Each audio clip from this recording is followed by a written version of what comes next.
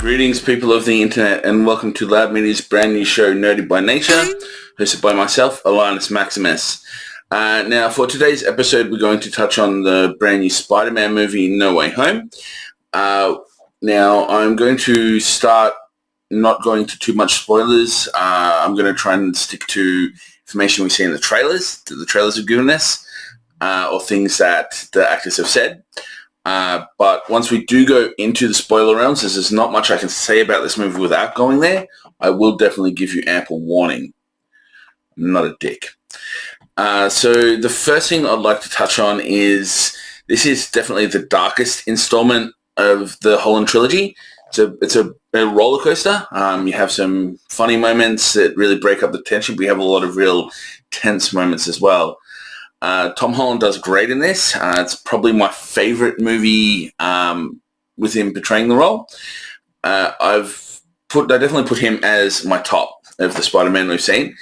But this movie, he really, really shines and really, really sells it, and his acting is just great. Now, one thing that I think is above this is, and steals the show, is Willem Dafoe. Now, he's gone on the record saying that he didn't want to enter into this movie with it being just a cameo. He wanted a sizable role, and I am so glad he did. He reprises the Green Goblin Norman Osborn character just perfectly, and he still has that Jekyll and Hyde kind of parallel. And I just love watching his face contort from Norman Osborn into the Green Goblin character, and it's amazing to see it again. I never thought I would see it again, and this whole movie, a lot of that I never thought I would see. Having said that as well, it definitely explains itself for the newcomers. So I think the Holland trilogy is a must-see before you step into this third part.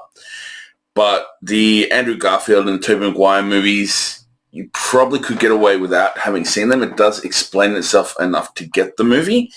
And you're also going to want to rewatch this, I think, if you like it. And it's always good to step back and get a bit of context and background, and you can rewatch them after the fact as well. So I wouldn't say hesitate to go out if you haven't seen all of the movies. It's still quite enjoyable if you have or haven't, I think. But yeah, as I said, definitely probably see the first two Tom Holland movies first. Now, that's all I can really say without entering into the realms of spoilers. So this is your warning. This is a spoiler alert. A spoiler alert. I'll say it again. Spoiler alert.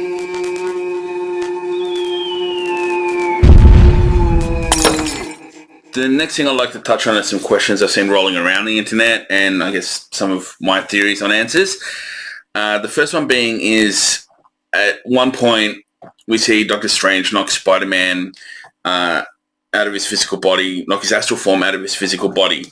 And when he does that, he's trying to get the contain spell back off Spider-Man, and Spider-Man's still reacting and avoiding him like he's a threat. The simplest answer here is I believe that his spider sense isn't controlled by his conscious mind or his astral form. It's a natural ability in his body to react to threats, more so than anything.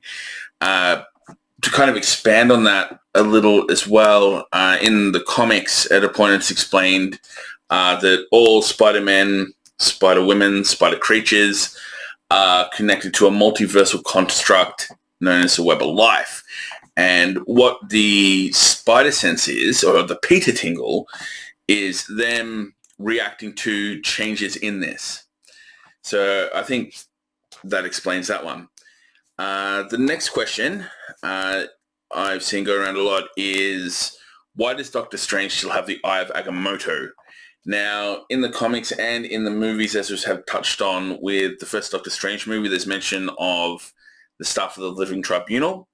Eye of Agamotto's same as this. It is a relic dedicated to a powerful being, of which there's probably many relics dedicated to Agamotto. Now, the Time Stone, as we know, was removed, given to Thanos in Infinity War, and in turn destroyed by Thanos in Endgame.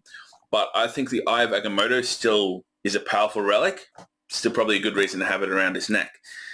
And I guess a little bit of trivia as well with this and these beings. We've also seen, which I liked, in Infinity War, the Crimson Band of Sidorak being cast. Now, Sidorak is also the being that gives my homeboy Juggernaut his powers, who I think we're going to be seeing soon, now that Fox has sold to Disney. So yeah, the Gem of Sidorak's probably going to pop up as well, and I'm hoping in the future maybe we'll see some of these badasses showing up on screen, like the Living Tribunal. I think it'll be a long time down the road, but I also think that'll be pretty cool.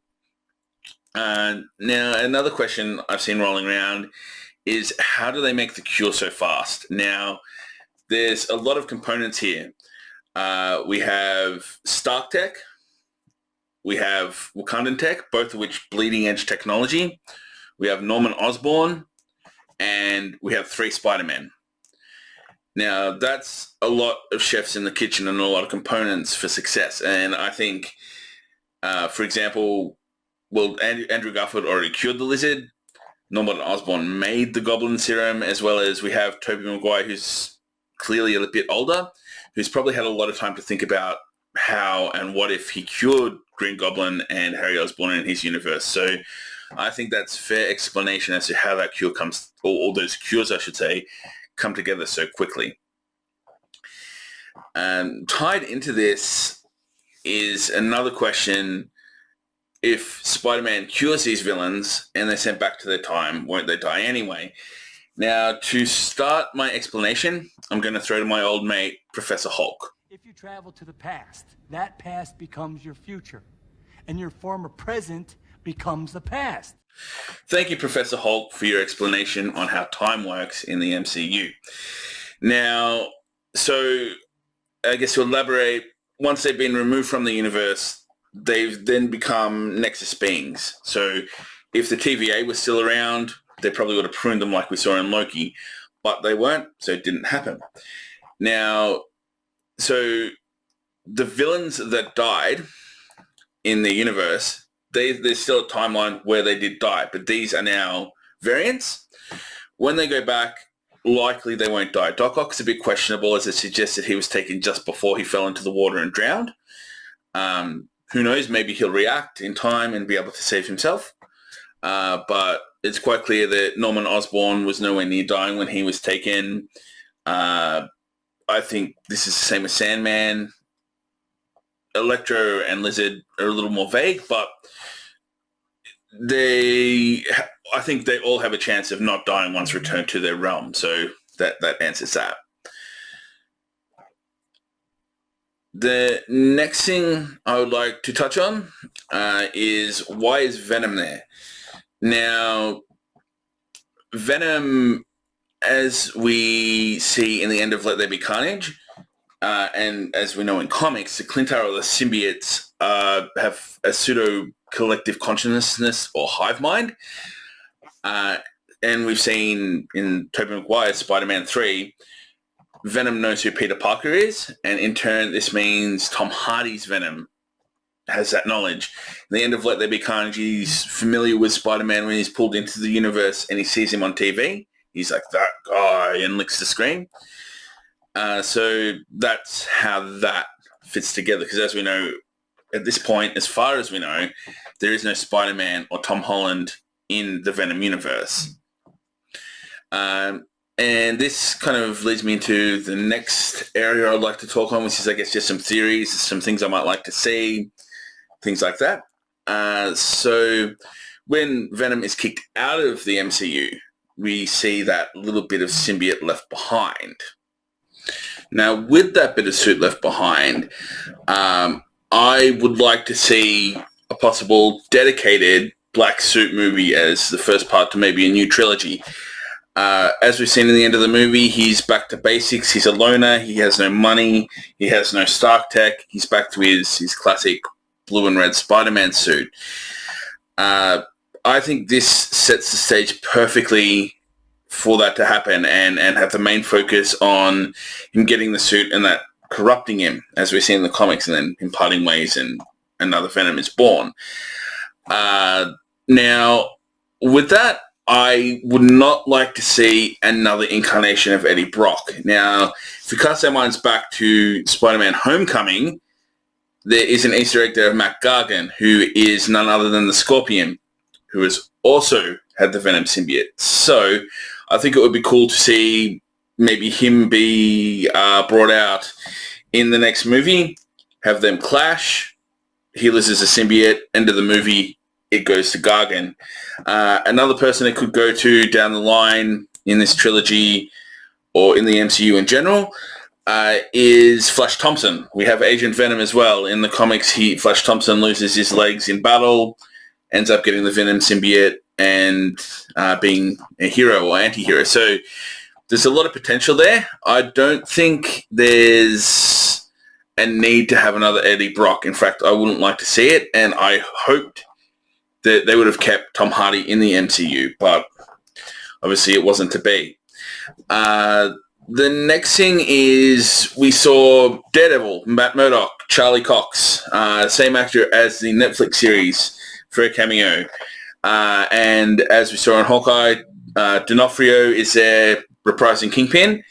Now, it's hard to say exactly what's happening. Apparently, D'Onofrio has gone on the roll saying he is the same Kingpin, but I'd like to know to what extent. Are we going to see are we seeing the Netflix series now recanonized? To my knowledge, they were made not canon. Or are they at Marvel in a position where they're just going to pick and choose elements? Now, I can do without Iron Fist or Jessica Jones actors, but I'm glad to see D'Onofrio back. I'm glad to see Charlie Cox back, and I'm glad to see Mike Coulter as Luke Cage back, because they were all pretty perfect. I don't think we'll see series, if they are the same characters, that will be the same tone and edginess as a Netflix series. But either way, even if they're the same, even if they're cherry-picked elements, I'm happy for it. And I think we're going to be seeing some more of Matt Murdock and Kingpin in the Echo series, possibly even She-Hulk, as Daredevil's a lawyer, She-Hulk's a lawyer. Probably going to see a bit more there, a bit more involvement, but definitely Echo. I think we're going to see Kingpin and Daredevil some more in there. So that's definitely something I'm looking forward to. Another thing I noticed is the memory erase spell that Doctor Strange casts. Now, that reminded me a lot in the way I think it works as the spell that makes everyone, including us, as the comics kind of in fourth wall break, forget Sentry. Now, he's one of my favorite characters. We have Reed Richards coming in soon. I would love to see Sentry entered in, and I'd also like to see them do it in the same way they did in the comics, where he was already there. It's just no one remembers him because Doctor Strange and Reed Richards collaborated on the spell to make us forget the Sentry. I'm not sure if we'll ever see that, but boy howdy, I would like to see that. So that's just a really nice thought I had when we saw the memory erasing spell there and where it could go. Another thing that I think was almost very foreshadowed in the movie was Ned, by name, is the character that becomes a hobgoblin in the comics. Very different spin, but I think that was foreshadowing that, and I think it would be pretty great to see along the lines, even in that Black Suit movie, you can see him start to turn, and obviously he won't know who Peter Parker is, but Peter Parker will, and make for a pretty intense storyline seeing his best friend go down that path of darkness and that goblin situation occur. I'd really like to see that there. And lastly, one thing that has me scratching my head is where this leaves Morbius. Now, ever since trailers have been popping up, there's been a few Easter eggs in the Morbius trailers, and it was suggesting to me that No Way Home would end in an amalgam of the universes, be it Venom, Maguireverse, things like that, or at least characters from would be left there. In the Morbius trailer, we see a poster of Tobey Maguire Spider-Man. We see the Andy Garfield Oscorp building. And we see a cameo of the Vulture. And Venom is also dropped. So it's going to be interesting to see if this is going to remain in Morbius, and if so, how it all ties together. It seems to me that it would be stupid to not have Morbius in the Venomverse if they're going to stay separate. Because then Venom and Morbius can obviously have their own universe and have a pseudo-MCU of their own for Sony. So I guess in closing, I really bloody like this movie. It was one of my favorites, probably up there with Infinity War and Endgame. Don't really have a direct rank, but yeah, it's easily one of my favorite movies from the MCU so far. It is brutally dark at times, like when Aunt May dies, but at the same time it keeps that happy-go-lucky humor at times of Spider-Man. It has some other moments where you can just breathe and laugh. It also gets back to that point where it's been almost the longest origin story ever to get that Spider-Man we all know and love, that he just doesn't have a great life. There's a lot of hardship there. Now we have that Spider-Man, and he's a loner. He's back to basics. He's lost everyone essentially to help him.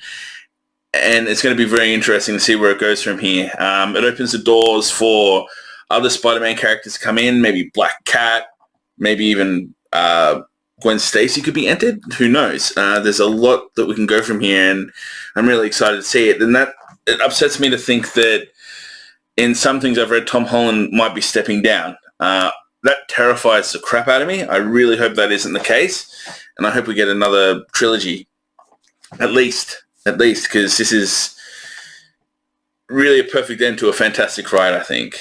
If I was to have to pick things I don't like, it's tough. That I'd really be clutching at straws, because I'd give this movie a 5. I don't like that Tom Hardy Venom was booted out of the universe as soon as he got there. I would have liked him to stay around.